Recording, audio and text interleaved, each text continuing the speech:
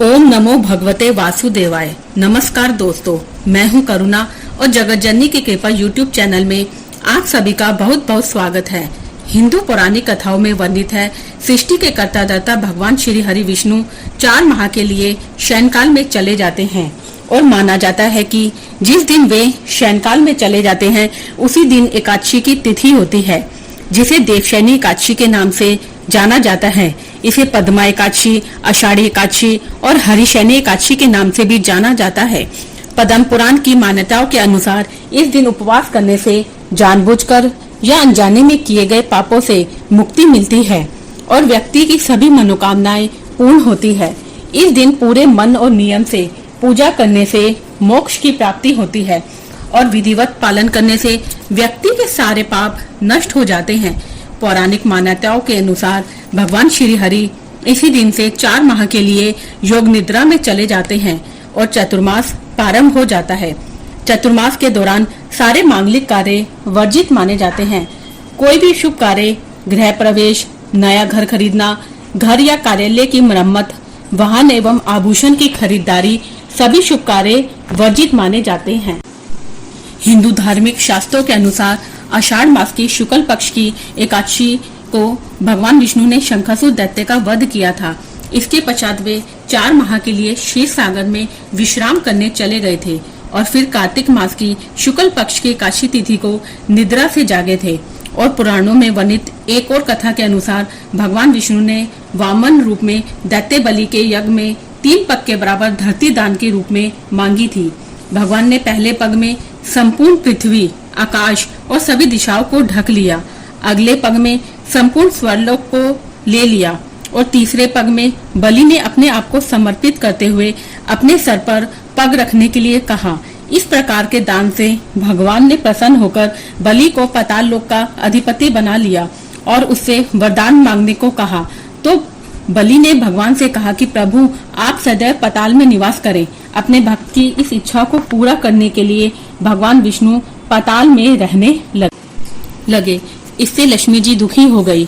भगवान विष्णु को वापस वैकुंठ धाम लाने के लिए लक्ष्मी माँ ने एक गरीब स्त्री का वेश धारण किया और पाताल लोक पहुँच गई। माता लक्ष्मी की दीनहीन अवस्था को देखकर राजा बलि ने उन्हें अपनी बहन बना लिया। तब माँ लक्ष्मी जी ने राजा बलि से कहा कि अगर तुम अपनी बहन को प्रसन्न देखना चाहते हो तो मेरे पति भगवान विष्णु को वैकुंठ धाम विदा कर दो। तब राजा बलि ने भगवान विष्णु को वैकुंठ विदा कर दिया, लेकिन साथ ही में यह भी वचन लिया कि आषाढ़ शुक्ल पक्ष एकादशी से लेकर कार्तिक शुक्ल एकादशी के दिन तक हर साल पाताल में ही निवास करे। इसलिए इन 4 महीनों में कोई भी शुभ कार्य नहीं किया जाता है। अब जाने देवशयनी एकादशी का शुभ मुहूर्त एवं पारण विधि। इस वर्ष ये एकादशी 29 जून 2023 दिन गुरुवार को मनाई जाएगी। एकादशी तिथि प्रारंभ 29 जून 2023 प्रातः 3:18 से 30 जून रात्रि 2:42 पर समाप्त है। देवशयनी एकादशी व्रत पारण समय और शुभ मुहूर्त 30 जून 2023 शुक्रवार सुबह 8:50 से 10:25 तक है। एकादशी का उपवास खोलने के लिए द्वादशी तिथि के दिन सुबह स्नान आदि से निर्वृत्त होकर हो सके तो पीले वस्त्र धारण करने चाहिए और पूर्व दिशा की ओर मुख करके भगवान विष्णु का पूजन करना चाहिए। भगवान विष्णु को पंचामृत से स्नान कराएं, केसर का तिलक करें, पुष्प आदि चढ़ाएं, तुलसी पत्र अवश्य चढ़ाएं और भोग में आप पंचामृत, सात्विक भोजन, फल एवं मिठाई या फलों का रस भी भगवान श्री हरि को अर्पित कर सकते हैं और सभी भोग में तुलसी के पत्ते डालना न भूलें। दान में दी जाने वाली सामग्री आप पूजा करते समय मंदिर में जरूर रखें। आप कोशिश करें कि पीली सामग्री ज्यादा हो। पीले वस्त्रों का दान कर सकते हैं या मौसमी पीले फल जैसे कि आम, केला, खरबूजा। अनाज में आप पीली दालों का, गुड़, घी, नमक का दान जरूर करें। बाकी आप अपनी इच्छानुसार दान कर सकते हैं। फिर हाथ में जल, पुष्प आदि लेकर यानी एकादशी व्रत खोलने का संकल्प लें और इस प्रकार कहें कि आज द्वादशी तिथि के शुभ मुहूर्त में मैं व्रत का पारण करने जा रही हूँ। अपना नाम बोले, अपना गोत्र का नाम ले, फिर अपने पिता या पति का नाम ले। फिर आप बोले कि मेरे द्वारा किए गए उपवास का पुण्य हे श्री हरि मैं आपके चरणों में अर्पित करती हूँ। आप अपनी संतान समझकर मुझसे जाने अनजाने में कोई भूल चूक हो गई हो, अगर कोई अपराध हो गया हो तो, पूजा में कुछ भी कम या अधिक हो गया हो तो हे श्री हरि, हे नारायण भगवान, आप मुझे क्षमा कीजिएगा। मेरे द्वारा दिया जाने वाला दान मुझे, मेरे पितरों को और मेरे परिवारजनों को पुण्य प्रदान करे। हे श्री हरि, हे नारायण भगवान, ऐसी कृपा कीजिएगा।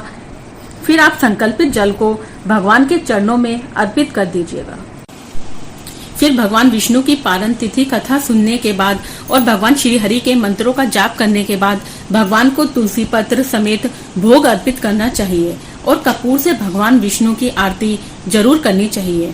फिर तुलसी युक्त जल से एवं प्रसाद से अपना व्रत खोलना चाहिए। उम्मीद करती हूँ आप सभी को मेरी ये वीडियो अच्छी लगी होगी। अगर आपको मेरे द्वारा दी गई जानकारी पसंद आई है तो कमेंट बॉक्स में श्री हरि लिखना मत भूलना। इससे मुझे आगे बढ़ने की प्रेरणा और हिम्मत मिलती है। और साथ ही साथ चैनल को लाइक एवं सब्सक्राइब करना ना भूलें और बेल आइकन पर क्लिक करना भी ना भूलें। इससे मेरी आने वाली अगली वीडियो की जानकारी आप तक सबसे पहले पहुंच जाएगी। धन्यवाद।